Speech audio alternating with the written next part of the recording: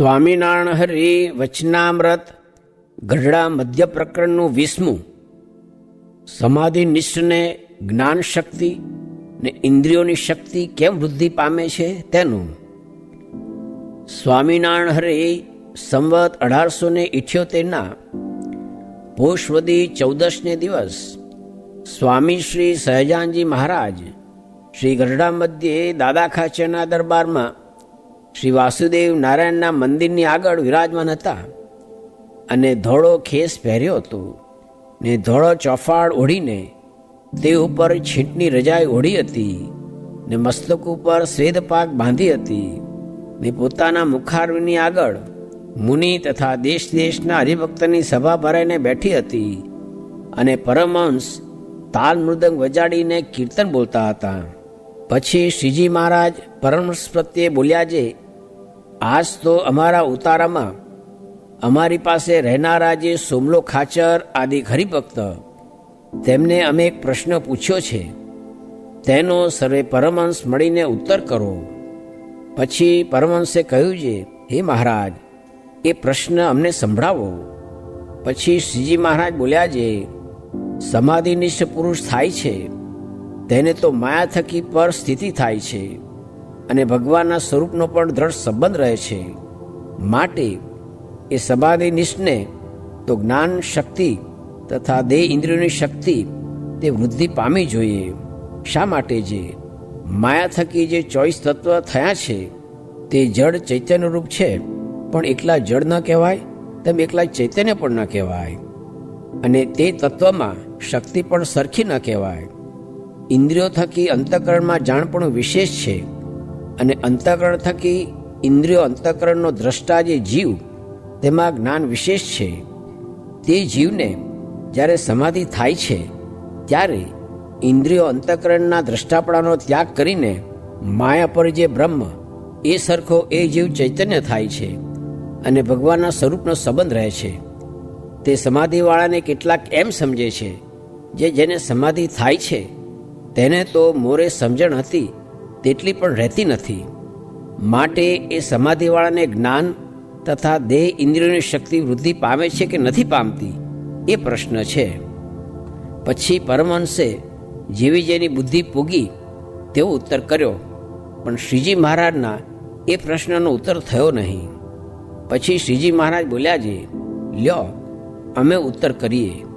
એ પ્રશ્નનો તો એમ ઉત્તર છે, જે સાક્ષી જે બ્રહ્મ તે તો માયામાંથી ઉત્પન્ન થયું એવું જે 24 તત્વાત્મક બ્રહ્માંડ તેની વિશે પ્રવેશ કરીને તેને ચૈતન્યમય કરે છે અને તેને સર્વક્રિયા કરવાની સામર્થ્ય આપે છે. અને તે બ્રહ્મનો એવો સ્વભાવ છે જે કાષ્ઠ તથા પાષાણ જેવું જડ હોય તેની વિશે પ્રવેશ કરે ત્યારે તે ચાલે હાલે એવું થઈ જાય છે.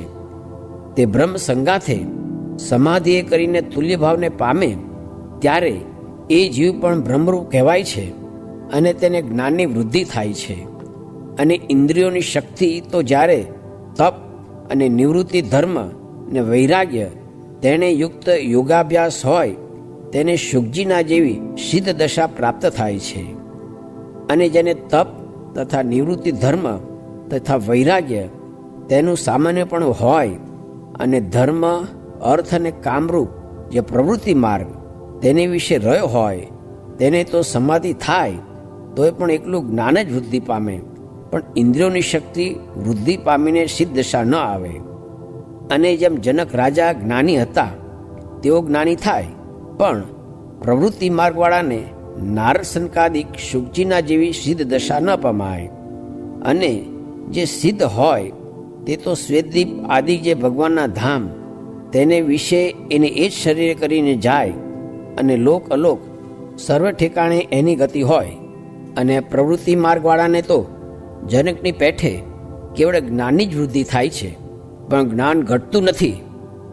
અને જેમ શ્રી કૃષ્ણ ભગવાને ગીતામાં કહ્યું તેમ તો થાય છે.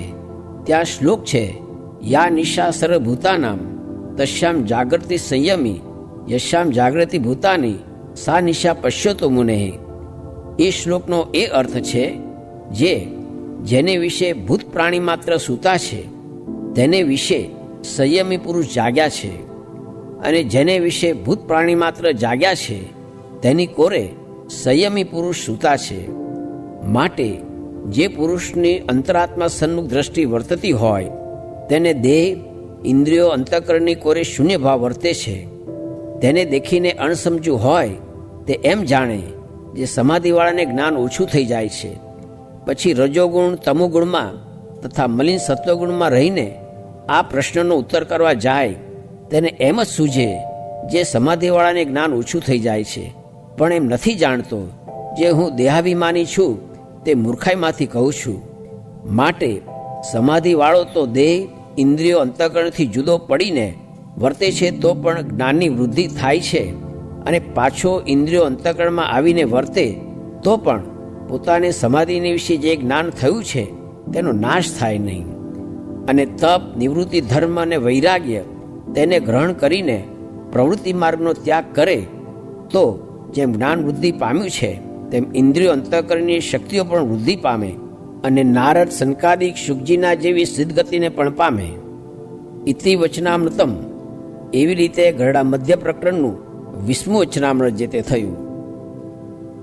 સ્વામિનારાયણે સ્વામીએ વાત કરી જે સંત છે ત્યાં નિયમ છે, ધર્મ છે, જ્ઞાન છે, ને સંત છે ત્યાં અનંત ગુણ છે, અને ભગવાન પણ ત્યાં જ છે, ને તેથી જીવ પવિત્ર થાય છે. તે વચનામૃતમાં કહ્યું છે જે તપ, ત્યાગ, યોગ, વ્રત, દાન એ આદિક સાધને કરીને ભગવાન કહે તેવો હું વશ થતો નથી. જેવો શુદ્ધ અંતઃકરણવાળા સાધુને સંગે કરીને રાજી થાઉં છું ને આ સત્સંગ મળ્યો છે તેના પુણ્યનો પારાવાર નથી.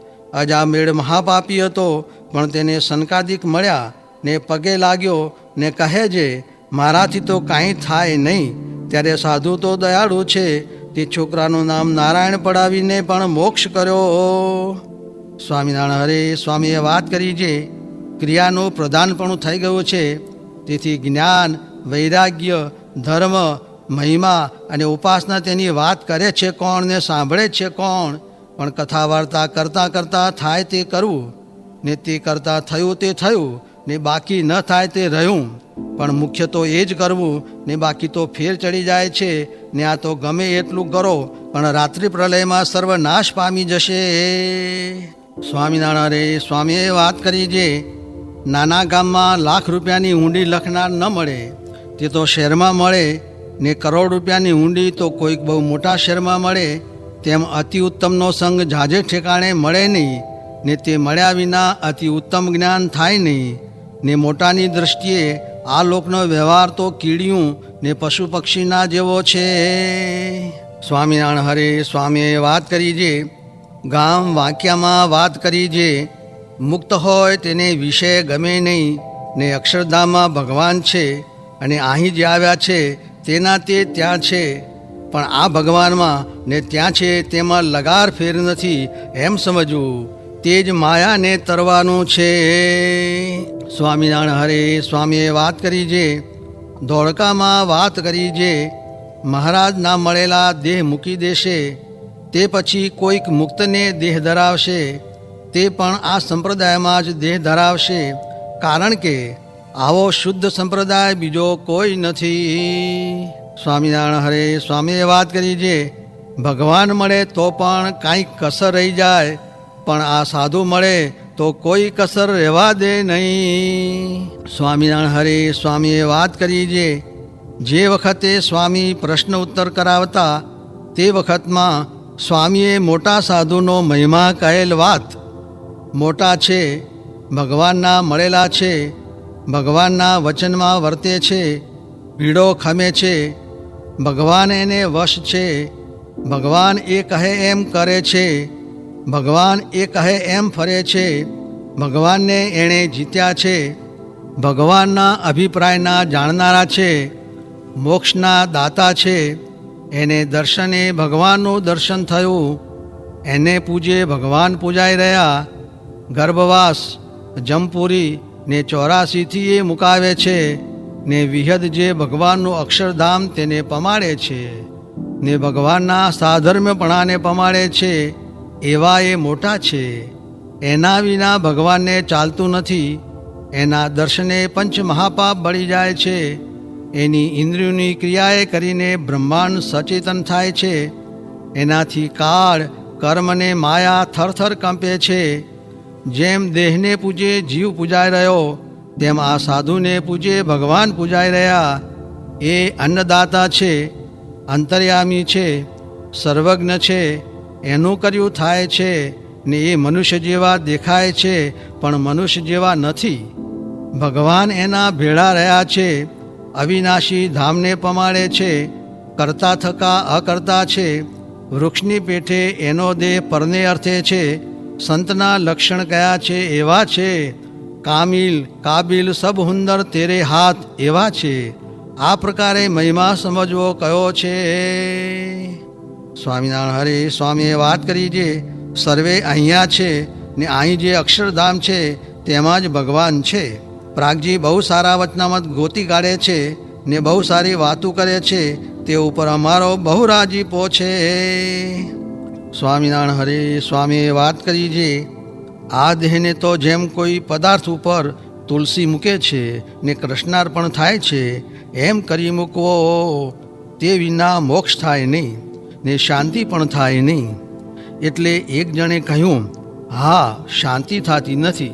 ત્યારે સ્વામી કહે, ક્યાંથી થાય? શાંતિ તો આવા સાધુમાં છે, તેને સેવે ત્યારે આવે. જે ભગવાન છે તેણે પોતે આ સાધુને શાંતિ આપી છે.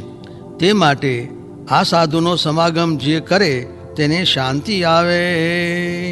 સ્વામિનારાયણ હરે સ્વામીએ વાત કરી છે અમે તો વિચારીને જોયું ત્યાં જીવનો વાંક નથી, ગુરુનો જ વાંક છે. તે જેવા ગુરુ હોય તેવો પોતે થાય.